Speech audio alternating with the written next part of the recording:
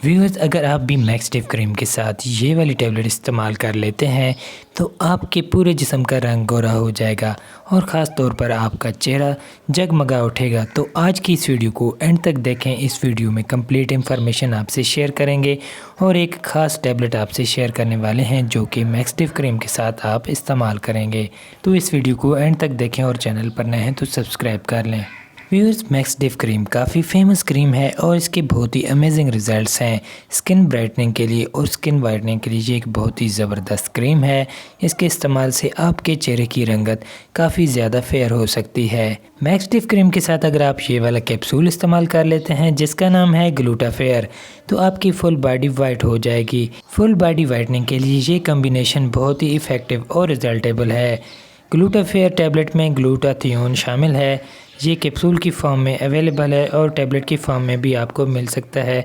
L glutathione इसमें शामिल है जो कि काफ़ी ज़्यादा अच्छे रिजल्ट्स प्रोवाइड करता है आपकी फुल बॉडी वाइटनिंग के लिए। मैक्सटिव क्रीम और ग्लूटाफेयर कैप्सूल को आप 1 मंथ तक लगातार इस्तेमाल करेंगे तो आपको बहुत ही अमेजिंग रिजल्ट्स मिलेंगे। किसी भी किस्म का सवाल पूछने के लिए कमेंट करके पूछ सकते हैं।